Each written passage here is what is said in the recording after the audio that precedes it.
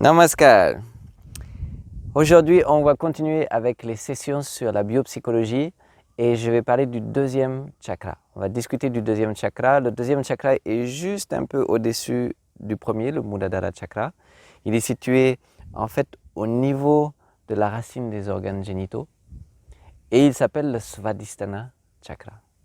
Svadhisthana, ça veut dire sa propre maison, son propre refuge, son propre cocon. Alors pourquoi est-ce qu'on le nomme Svadhisthana? Parce qu'on avait vu que dans le Muladhara chakra, c'était le potentiel humain latent qui était là et qui ne s'exprime pas encore. Il va s'exprimer au cours de l'évolution de l'être humain. On avait les balbutiements de l'expression de Kama, qui est vraiment la préservation, le désir de la préservation du corps, de l'espèce. Et Kama s'épanouit maintenant dans Svadhisthana chakra avec la recherche du plaisir. La recherche du plaisir. Et on comprend que dans le Svadhisthana, c'est vraiment le cocon duquel on sort pour aller maintenant vers le monde extérieur et exprimer tout ce qui devra s'exprimer chez l'homme. C'est pourquoi on appelle le Svadhisthana chakra, c'est pourquoi on lui donne ce nom, voilà, son propre cocon. C'est de là que tout germine. D'accord, le Svadhisthana chakra contrôle l'élément liquide. Le Svadhisthana chakra contrôle tout ce qui a à voir avec l'appareil reproducteur. Donc tous ceux qui ont des problèmes avec leur appareil reproducteur, d'une manière ou d'une autre, ont un problème avec leur Svadhisthana chakra. Et le Svadhisthana chakra est représentatif ou les émotions qui l'animent sont représentatives de la mentalité des animaux à corps froid, mentalité reptilienne. Donc c'est une psychologie où la connexion au monde extérieur est très...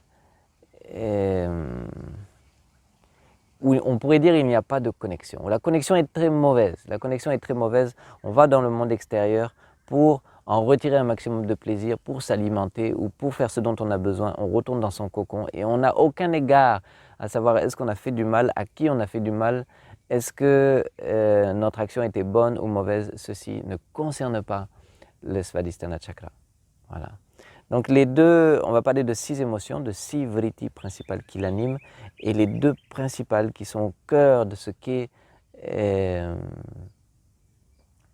ce Svadhisthana chakra, c'est prashray, donc l'indulgence dans les plaisirs de ce monde, la recherche folle, se livrer dans les plaisirs de ce monde, être accro. Tous ceux qui sont accros à la drogue, accros à la nourriture, accros au sexe, ont un problème avec leur Svadhisthana chakra. Et ça va être un chakra qu'on va devoir réguler, qu'on va devoir canaliser pour sortir de cet état d'esprit très instinctif, très basique, pour maintenant libérer ou éveiller des émotions plus subtiles et moins égoïstes aussi. Donc, prashray. Et la deuxième vritti qui nous intéresse beaucoup ici, elle s'appelle avagya. Avagya, c'est l'indifférence. C'est comme je le disais, hein, vous êtes un crocodile, vous apercevez une nourriture potentielle sur les berges de l'étang où vous êtes, vous sortez, vous croquez la jambe ou la main du monsieur, vous rentrez dans l'eau à nouveau, vous n'avez aucune considération, aucun égard à qui j'ai pris, à qui appartient ce morceau de main, est-ce que j'ai fait du mal, est-ce que je n'ai pas fait du mal. Votre seule idée c'était de manger et vous rentrez, manger ce que vous avez attrapé. Et même dans le profit des objets extérieurs pour en retirer un maximum de plaisir, il n'y a pas non plus tellement d'égard vis-à-vis de l'impact que l'on a dans ce monde extérieur. Donc prashray et avagya. Et ça donne naissance à d'autres types d'émotions, donc il en reste 4, mais qui sont toutes situées dans le même type de psychologie. Alors la troisième c'est krurata, la cruauté. Comme on n'a pas d'égard pour le monde extérieur, on fait des choses qui font du mal aux autres sans s'en soucier. La cruauté, un enfant prend une mouche, il arrache les ailes de la mouche, par exemple. Il y a tellement de cruauté qui ont lieu dans ce monde.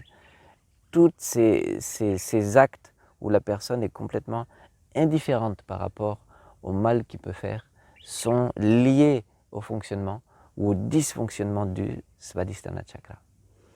Et ensuite, nous avons l'indifférence. Donc on rentre toujours, la quatrième vritti, maintenant c'est l'indifférence. Non, pardon, l'indifférence était avec la stupeur, c'est toujours la même. La quatrième vritti dont je vais parler, c'est le manque de confiance. Vous voyez que on a un problème de connexion vers le monde extérieur parce que ce monde nous est complètement étranger. Donc le manque de confiance est lié à cette façon de voir les choses. On a manque de confiance en soi et surtout on a manque de confiance envers le monde extérieur. Donc la personne qui souffre d'un dysfonctionnement du Svadhisthana Chakra, une personne qui a un manque de confiance terrible en soi. Et c'est un ennemi, c'est un grand ennemi de notre développement, un grand ennemi pour réussir, un grand ennemi qui ne nous permet pas de développer notre potentiel et pouvoir nous exprimer et pouvoir être qui l'on est dans ce monde. Donc manque de confiance en soi, manque de confiance envers les choses du monde extérieur. La paranoïa, la théorie conspirationniste, voilà, toutes ces choses-là sont liées à un dysfonctionnement du Svadhisthana Chakra où vraiment le monde extérieur nous est hostile. On pense que tout est malveillant. On est très suspicieux, on est paranoïaque envers le monde extérieur. Et en même temps, on développe deux types de peurs envers ce monde extérieur. Et ce sont des peurs terribles aussi. La première, c'est la peur de la fin de toute chose, la peur de l'annihilation. Une peur où on sent que aujourd'hui, c'est la fin de tout. Le monde va s'écrouler. Et la deuxième peur, c'est une peur où on se fige. La stupeur, ça s'appelle murcha. C'est-à-dire, vous avez tellement peur que le corps se fige et que l'esprit aussi se fige. Le monde extérieur nous paraît à ce moment-là tellement hostile qu'on ne peut pas y répondre. La seule réaction que l'on peut avoir, c'est de se figer. Et vous avez certains animaux, lorsqu'ils sont poursuivis par un animal de proie, la seule solution qu'ils trouvent, c'est se bloquer, se figer, et puis attendre que le mal passe, si tant est que le mal passe. Et dans la psychologie humaine, vous avez des fois des peurs ou des angoisses qui rendent l'esprit vide comme ça. Vous êtes à un examen oral, vous êtes devant l'examinateur et puis au moment où il nous pose une question, la peur est telle, le stress est tel que l'esprit devient vide, l'esprit se fige. Et par extension, on pourrait dire que les personnes qui souffrent d'un problème d'adaptation au monde extérieur, le monde extérieur est sans arrêt en changement et il ne répond jamais à nos attentes aussi.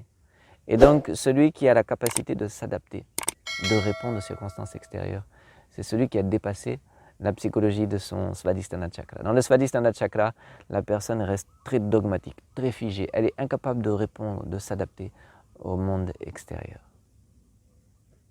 Voilà, donc nous avons ces 6 vrittis, ces 6 émotions qui sont très basiques, qui ne sont pas tellement positives. En fait, elles sont nécessaires à un moindre degré, mais elles doivent être canalisées vers quelque chose de plus grand, de plus noble, de plus désintéressé et surtout une psychologie où on va établir une relation saine au monde extérieur, une relation d'interdépendance, une relation où on se soucie, où on a un égard pour les autres choses et une relation qui va se développer jusqu'à être une relation désintéressée envers les choses de ce monde.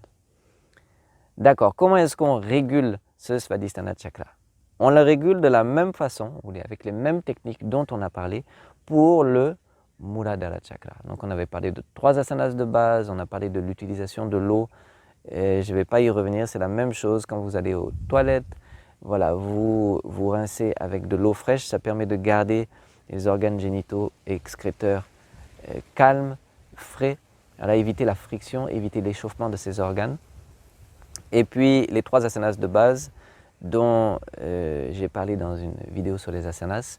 Et je vais ajouter 2 asanas qui sont très bien pour réguler le Svadhisthana Chakra. Entre autres, c'est Gomukha Asana, l'asana de la tête de vache, et Shalabhasana, l'asana de la sauterelle.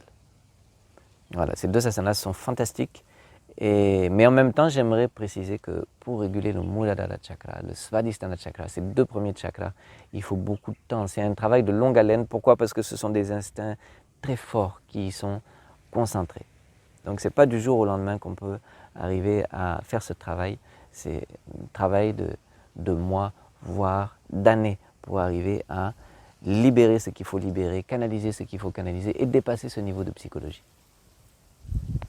Les 3 asanas, il faudrait toujours avoir les intestins libres, c'est-à-dire pas de constipation. Ça crée à nouveau des encombrements et, au niveau de ces chakras et rendre la régulation de ces chakras difficile. Donc buvez beaucoup d'eau, mangez des nourritures facilement digestibles, évitez la constipation et mangez des nourritures qui ne sont pas tamasiques. Même conseil que pour le Muladhara Chakra. Il y a des nourritures qui sont dites tamasiques, qui sont mauvaises et pour le corps et pour l'esprit, dans la philosophie des yogis en tout cas. Et ces nourritures ont pour capacité ou pour particularité d'exciter vos 2 premiers chakras et rendre très difficile leur contrôle. Et quand on a du mal à contrôler ces chakras, ça va à l'encontre bien sûr de notre progrès, de notre éveil, de notre liberté et de notre bonheur. On est lié à des limitations très basiques, très instinctives et très contraignantes et qui vont nous poser tout un tas de problèmes dans le monde. Et, la nourriture, l'utilisation de l'eau, les asanas, la restreinte. La restreinte en général, et essayer de contrôler votre appétit pour les choses de ce monde extérieur, et la restreinte sexuelle en particulier. Pourquoi? Parce qu'à chaque fois qu'on a des pensées sexuelles, à chaque fois que l'on vit un acte sexuel, il y a une grande excitation de ces chakras, une grande excitation de tous les organes afférents à ces chakras et aussi une énorme énergie, une quantité énorme d'énergie qui se prépare parce que l'acte sexuel c'est un acte qui est avant tout pour la reproduction, ce n'est pas une petite chose de créer une nouvelle vie et donc une grande quantité d'énergie etc. qui se met en place. Donc restreignez-vous et essayez d'éviter d'avoir des pensées sexuelles, de regarder des images sexuelles. Pourquoi? Parce que ça va exciter ces chakras et rendre difficile le contrôle, la canalisation de ces énergies. Chez les hommes, on a conseillé dans les 16 points de porter une culotte yogique qu'on appelle le langota qui permet de bien maintenir les organes génitaux et ça facilite aussi, ça fera qu'il y aura moins, grâce à ces culottes, nous avons moins de friction au niveau des organes sexuels et ça facilite le contrôle, le maintien, la régulation de ces chakras. Nourriture, la restreinte, voilà, je pense qu'on a fait le tour. Donc j'espère que vous avez bien compris, on était au Muladhara Chakra, on a vu toutes ces énergies potentielles, c'est le potentiel de libération de l'éveil de l'être humain. Ici dans le Svadhisthana, on est encore vraiment dans le cocon de ce que l'homme a au début de son évolution, où il a un rapport vers le monde extérieur extrêmement, où il profite du monde extérieur, où il a peur aussi du monde extérieur, un rapport très malsain, ou une très mauvaise connexion à ce monde extérieur, et une psychologie reptilienne. Donc, la prochaine séance, on va passer maintenant au 3e chakra et on va voir que les émotions vont se développer dans leur diversité, dans leur subtilité et j'espère que ça vous intéressera tout autant que ce que l'on vient de dire pour le Svadhisthana Chakra. Alors, je vous souhaite une bonne journée si c'est le matin chez vous, une bonne soirée si c'est le soir. Si vous avez des commentaires, n'hésitez pas à faire vos commentaires et on se retrouve très bien pour discuter du 3e chakra. Merci beaucoup. Namaskar.